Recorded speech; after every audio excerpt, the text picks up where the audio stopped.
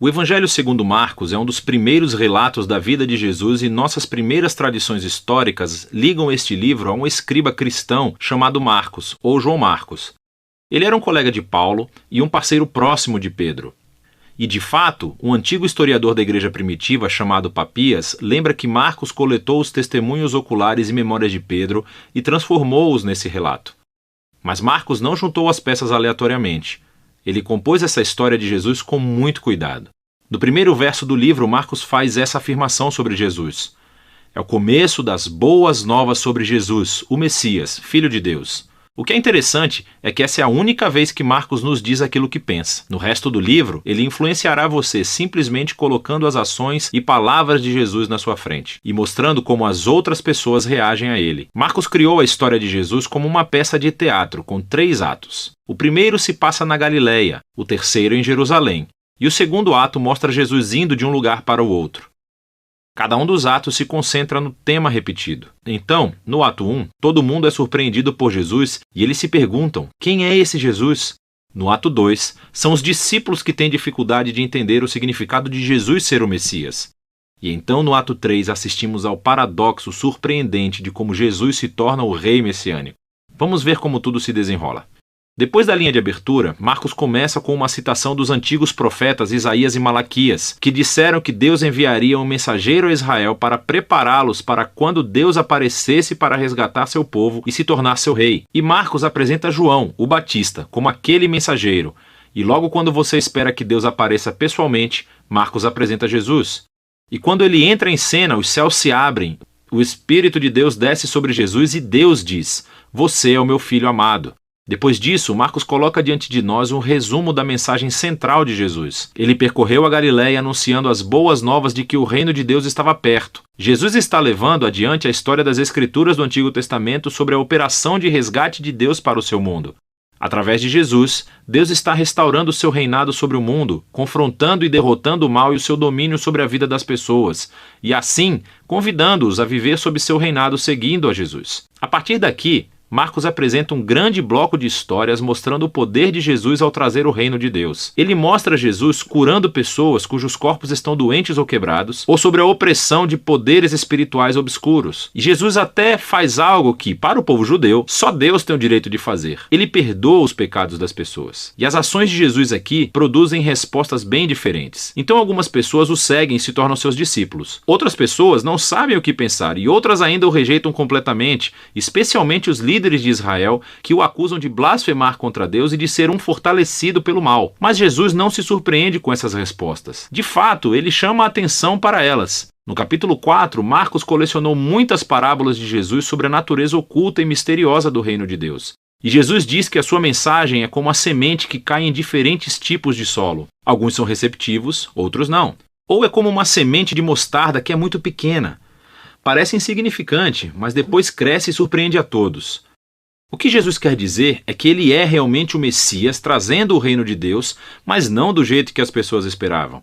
E essa crescente confusão sobre Jesus entre as multidões está ligada a uma ideia-chave que Marcos enfatiza no final do ato 1, que há confusão mesmo entre os discípulos de Jesus. Até mesmo eles têm dificuldade em entender quem Jesus realmente é, e isso nos leva ao ato 2. Ele começa com uma conversa muito importante. Jesus pergunta aos discípulos: "Quem vocês acham que eu sou?" E Pedro responde: "Você é o Messias." Mas fica claro que, para Pedro, isso significava que Jesus é um rei militar vitorioso da linhagem de Davi, que resgatará Israel dos romanos. Mas, para Jesus, ser o Messias significa que ele é o servo sofredor, rei de Isaías 53, que trará o governo de Deus, entregando a sua vida em Jerusalém. E os discípulos não entendem.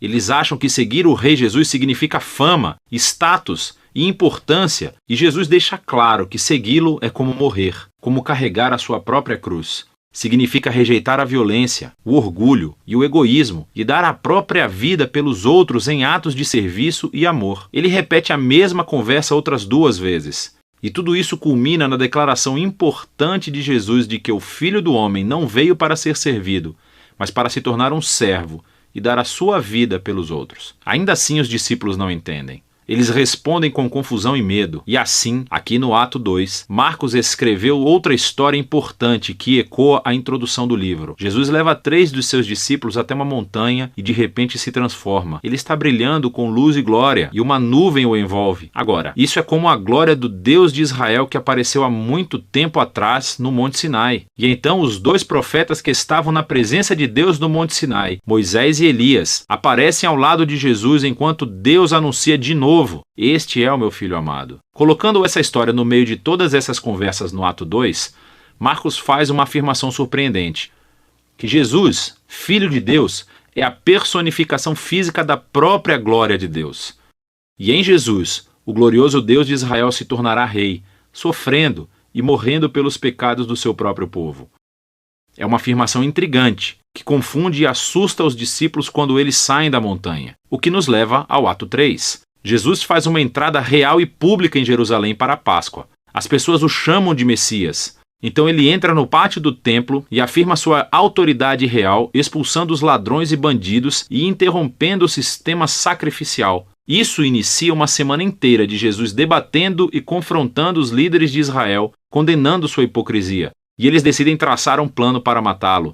E Jesus avisa aos seus discípulos. Ele prevê que Jerusalém e seu templo serão destruídos dentro de uma geração.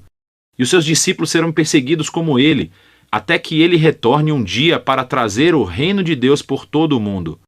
E tudo isso leva à última noite, quando Jesus toma a sua última refeição de Páscoa com os seus discípulos. Uma refeição simbólica que contou a história da libertação de Israel da escravidão através da morte do Cordeiro Pascal. E Jesus toma esses símbolos e lhes dá um novo significado.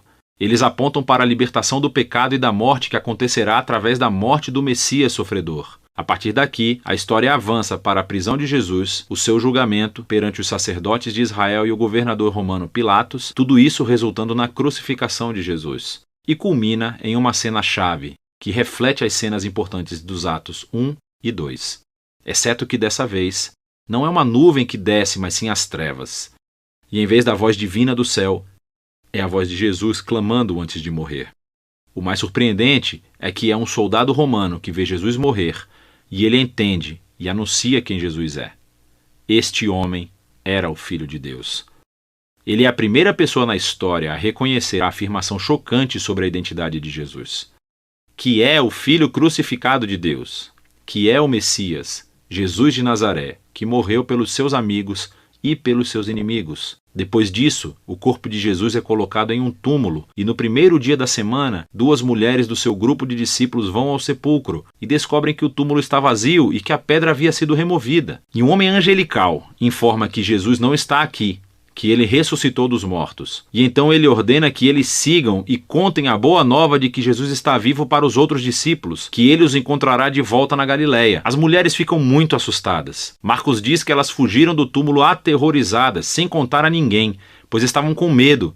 E é assim que o livro termina, com os discípulos de Jesus mostrando o mesmo tipo de medo e confusão que concluíram os Atos 2 e 1. Agora, se você olhar a Bíblia, verá que o Evangelho de Marcos tem mais coisas no seu final, em que Jesus aparece e fala com seus discípulos. Mas há também uma nota dizendo que este final não faz parte do livro original. E isso só é encontrado em manuscritos posteriores, menos confiáveis. É possível que o final original tenha se perdido, ou que Marcos realmente nunca tenha terminado de escrever seu relato. Mas é mais provável que esse final abrupto seja intencional. Toda a história se concentrou na afirmação chocante que intrigou os discípulos de Jesus do começo ao fim, que esse Jesus sofrido, crucificado e ressuscitado é o Messias, o Filho de Deus.